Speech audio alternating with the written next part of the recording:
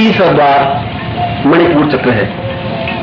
इस मणिपुर चक्र की बहुत विशेषता है, क्योंकि यह मणिपुर चक्र नाभि प्रदेश में स्थित है, और नाभि प्रदेश जीवन के प्रारंभ का प्रदेश है।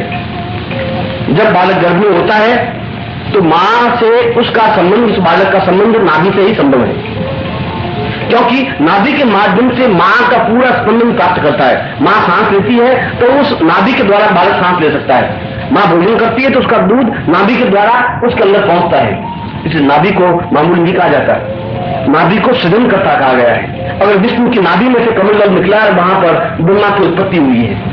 इसलिए उस आनंद की उत्पत्ति तब संभव होती है जब वह शक्ति ऊपर की ओर उठती है। यह ऊपर की ओर उठने की क्रिया प्राणायाम और भस्त्रिका के सम्मिलित संयुक्त परिणाम के फलस्वरूप है।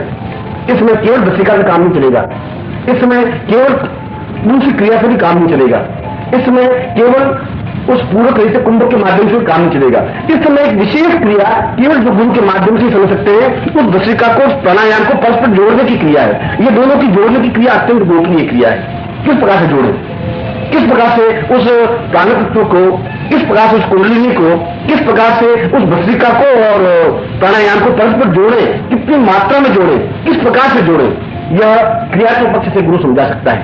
और एक उचित अनुपात में जुड़ने पर वह नाड़ी प्रदेश, वह नाभि प्रदेश अपने आप में जागृत और चैतन्य होता है। और जब वह चैतन्य होता है तो उस आनंद का द्वार खुल जाता है, क्योंकि नाभि आनंद का द्वार है, सृजन का द्वार है, पूर्णता का द्वार है, ब्रह्म का द्वार है। और उस ब्रह्म के द्वार को जागृत करना अत्यंत आवश्यक है। अगर वह नहीं, उसमें आनंद की अनुभूति हो ही नहीं सकती। और जब मणिपुर चक्र में वह शक्ति प्रभावित होती है, बढ़ती है, तब वह अपने आप में लीन हो जाता है। वह थोड़ा ध्यान करता है, अपने अखंड आनंद में चला जाता है, वह चला जाता है अंतर्मन में, वह चला जाता है समाधि में, वो उस आनंद की तृप्ति करने लग जाता है।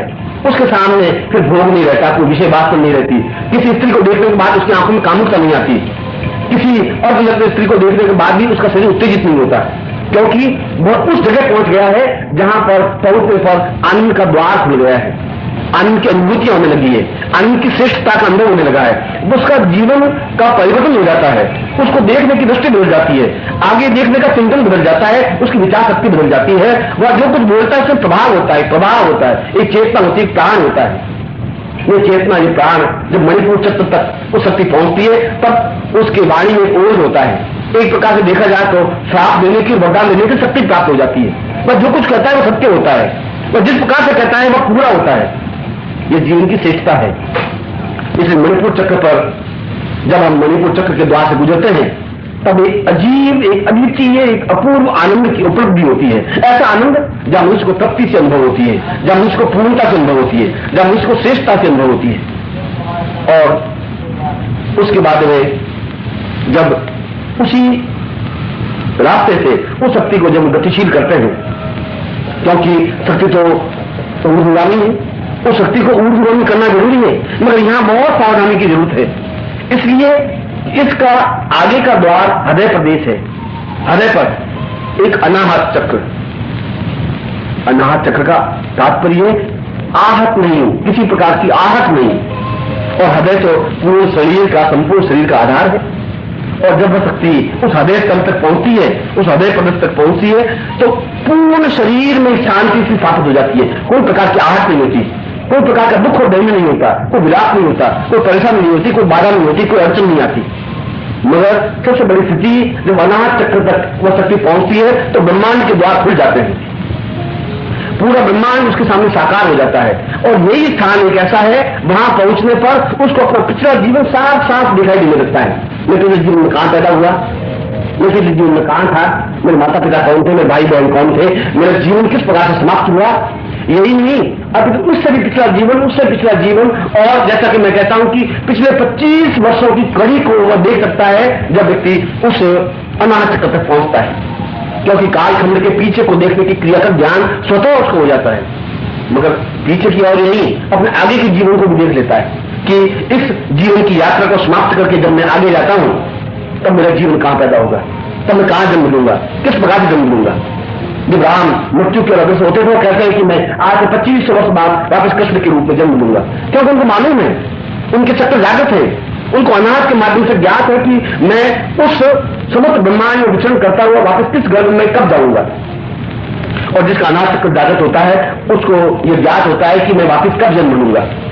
उसके हाथ में है जन्म लेना या नहीं लेना, उसके हाथ में क्रिया आ जाती है कि वो गर्भ चुने। तुम लोगों में यह क्षमता नहीं है कि तुम किसी विशेष गर्भ को चुन सको। जिसमें तुम एक आत्मा के रूप में मृत्यु के बाद में भटकते हो, उन प्राणियों के बीच में, उस आत्मा के बीच में भटकते हो, और उसमें जो भी स्त्री पुरुष का संगम होता है ठीक उस गर्भ में तुम पहुंच जाते हो। तुम्हारे हाथ में चयन नहीं होता, तुम्हारे हाथ में यह नहीं होता कि तुम किस गर्भ में जाना चाहते हो। यह तुम्हारी मजबूरी है कि तुम्हें ये माँ बाप मिल गए। हो सकता है उसमें कोई दूसरा आपस में संबंधित होते तो उस गर्भ में चले जाते, मगर जो अनाहत चक्र पर पहुंच जाता है उसको गर्भ चुनने का अधिकार होता है। वह चाहे किस गर्भ में जा सकता है, वह चाहे तो 20 साल बाद जा सकता है, वह चाहे 500 साल बाद जा सकता है, वह चाहे 2 क्षण बाद जा सकता है। इसलिए अनाहत चक्र पर जाने के पर उस विज्ञान से आगे ज्ञान के समस्त आलोक का प्रकाश के जीवन में फैल जाता है। सारे ज्ञान और चेतना को देखने लग जाता है। उसके सामने ब्रह्मांड के नए नए ज्ञान, नए नए क्षितिज पैदा होने लग जाते हैं। वह सूर्य लोग देखता है, चंद्र लोग देखता है, ब्रह्मांड को देखता है, और देखता ही नहीं है, वो समस्त ब्रह्मांड को अपने अंदर समाधित करके देखने की क्रिया का ज्ञान प्राप्त कर देता है। और जब कृष्ण उस गीता में अर्जुन को कहते हैं कि तू ब्रह्मांड देखना चाहता है, ये महाभारत युद्ध तेरे सामने खड़ा नहीं हो रहा है, ये महाभारत युद्ध तो मैं खुद मेरे उस अंदर देख, और अपने मुंह खोल के दिखा देते हैं। और देखता है अर्जुन कि अंदर तो महाभारत युद्ध चल रहा है, भीष्म खड़े हैं, द्रोणाचार्य खड़े हैं, कृपाचार्य खड़े हैं, अर्जुन स्वयं खड़ा है, युधिष्ठिर खड़ा है, और देख के आश्चर्यचकित हो जाता है। कभी कभी आश्चर्यचकित होने की जरूरत नहीं है। ये अनाहत चक्र जागृत होने की क्रिया है। जिसका अनाहत चक्र जागृत है वो संपूर्ण ब्रह्मांड को अपने आप में समेटे हुए है। वह देख लेता है कि मैं पिछले जीवन में कहां था, मैं आज कहां हूं, मैं आगे का जीवन कहां है। इसलिए अनाहत चक्र में जाने पर कई कई क्रियाएं स्वतः होने लग जाती हैं। जब आंख बंद कर लेता है तो किसी भी मन के भेद को जान सकता है, कहीं पर भी पहुंच सकता है, उसके लिए कोई रहस्य नहीं रहता। वो हजारों मील दूर की स्थिति और घटना को अपनी आंखों से देख लेता है। वह चाहे तो सैकड़ों मील दूर की स्थिति को देख सकता है, वह चाहे तो पिछले जीवन को देख सकता है, वह चाहे तो आगे के जीवन को देख सकता है, वह चाहे तो व्यक्ति के बीते हुए क्षणों को पहचान सकता है। और उसके सामने जो पुरुष और स्त्री खड़ी है उसके जन्म से लगा करके आज तक उसके जीवन की गोपनीय रहस्यों को ज्ञात कर सकता है, क्योंकि यह अनाहत चक्र अपने आप में अनंत संभावनाओं का द्वार है। और इसके बाद जब वह शक्ति उस समय केवल प्राण तत्व की क्रिया को आगे बढ़ाने की क्रिया है, भस्त्रिका छूट जाती है, प्राणायाम छूट जाता है, केवल शक्ति का विस्फोट आगे की ओर अग्रसर करना होता है। यह शक्ति का विस्फोट गुरु के माध्यम से ही हो सकता है। गुरु यहां शक्तिपात करता है, अपनी शक्ति को प्रवाह करता है, और प्रवाह करते ही उसका विशुद्ध चक्र जागृत हो जाता है जो कि कंठ प्रदेश में है।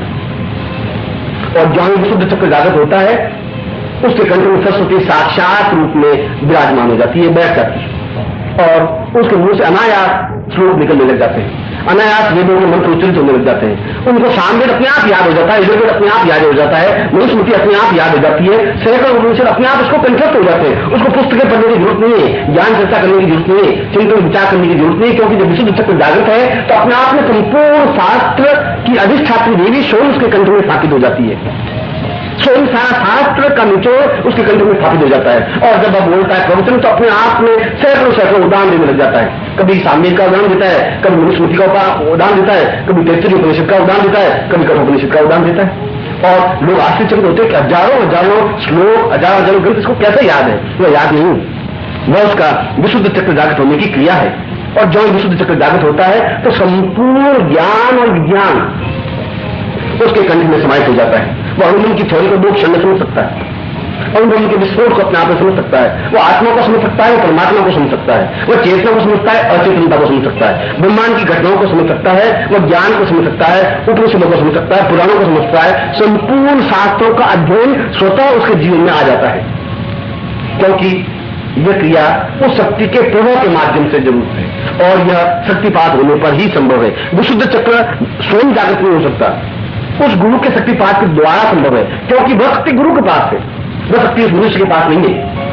वह गुरु अपनी शक्ति को ट्रांसफर करता है, वह अपनी शक्ति को उसमें स्थापित करता है, और स्थापित करते ही जहां उसकी अनाहत चक्र पर कुंडली रुकी हुई है वहां एकदम से प्रलय होती है, विस्फोट होता है। विस्फोट होते ही वो तो बढ़ करके विशुद्ध चक्र पर जाकर रुक जाती है, और विशुद्ध चक्र पर जाना ही जीवन की पूर्णता और श्रेष्ठता है, क्योंकि उसका विचरण सूक्ष्म शरीर में आ जाता है। वो अपने प्राणों को सूक्ष्म कर सकता है, वो आकार को जितना भी चाहे उतना आकार दे सकता है, लघु से लघु बन सकता है, बड़े से बड़ा बन सकता है। वो चाहे तो अपने शरीर को 500 फीट ऊंचा नीचा कर सकता है, वो चाहे तो कण से भी छोटा बन सकता है, और अपने प्राणों को एक कण के समान बना करके पूरे ब्रह्मांड में विचरण कर सकता है। वो अपने कमरे में बैठा हुआ एक कण के रूप में बन करके किसी भी स्थान पर जा सकता है, वापस उसी रूप में वापस आ सकता है, उसी देह में वापस स्थापित हो सकता है। एक ही कृष्ण सैकड़ों रूपों में परिवर्तित हो जाते हैं। यह विशुद्ध चक्र जागृत होने पर संभव है। एक ही व्यक्ति कई कई स्थानों पर जाकर खड़ा हो सकता है। यह विशुद्ध चक्र के जागृत होने पर सिद्ध है, क्योंकि विशुद्ध चक्र के जागृत होने पर व्यक्ति एक रूप को सैकड़ों रूपों में बदल सकता है, अपने रूप को अणु के रूप में परिवर्तित कर सकता है, अपने रूप को विराट के रूप में स्थापित कर सकता है। यह विराट के रूप में स्थापन करना या अणु के रूप में स्थापन करना, सैकड़ों रूपों में रूपांतरित होना, अपने शरीर को जितना चाहे लघु आकार देना, दीर्घ आकार देना, विशुद्ध चक्र के जागृत होने पर सहज संभव है। इसलिए विशुद्ध चक्र को जीवन की एक श्रेष्ठतम क्रिया कहा है। The Kundalini rises further and reaches the third door, Manipur Chakra. Manipur Chakra has special significance as it is present in the navel region. When the child is in the mother's womb, then it is connected through the navel to the mother and it receives all vital life nourishment through the navel. When the mother breathes, the child in the womb breathes through its navel. Hence, navel is not considered an ordinary point. It is the point of origination of divinity. A divine lotus emerged from the navel of Lord Vishnu, and from this lotus, Bramha was created.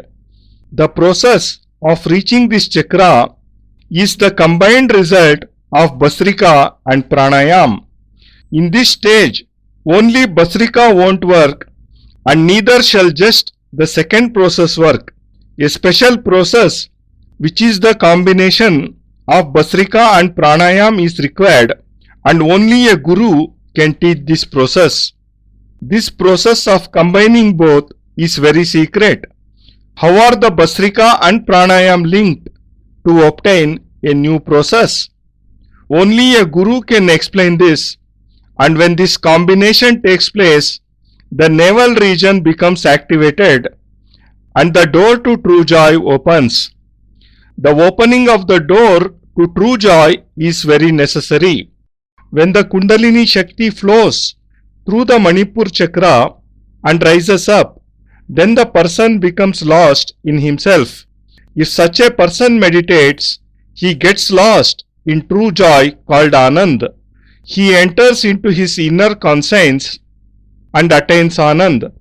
Then all pleasures become meaningless for him. He does not experience carnal desire when he sees a woman, or even when he sees a semi-clad woman, because he has reached a state where the door to true joy has opened and where he has experienced it. His perceptions about everything he sees undergo a complete change. His thoughts, his ideas, everything undergo a transformation. When he speaks, there is a flow, a captivating force, a deep effect in his speech. He becomes capable of blessing with boons or cursing someone. Whatever he does is always correct. Whatever he says turns out to be true. When the Shakti rises further, it reaches the next door near the heart, the Anahat Chakra. Here too, great caution is required. Anahat means where there is no noise, no commotion. Heart forms the basis of the human body, and when the Shakti reaches the heart, then the body is filled with peace. There is no turmoil, no sorrow, no obstacle left. But the greatest achievement is that when the Shakti reaches the Anahat Chakra, the door to the universe is opened up. The whole universe becomes apparent, and in this stage, the whole life, the past and future, become clear as crystal. Where was I born in my previous birth? Where did I live? Who are my parents? How did I die? Not only this, a person becomes capable of looking back into his past 25 births, on reaching the Anahat Chakra. The process of looking back into time comes to him naturally, and not only the past, he also becomes capable of looking into the future. He can know how he will die and where he would be born again. When Rama was near his death, he knew that 2500 years hence he would be born as Krishna. Through the Anahat, he knew where and when he would be born after wandering through the universe. The person whose Anahat Chakra becomes activated becomes capable of choosing his parents. It's up to him to take birth again or not. Ordinary people do not have the capability to choose their parents.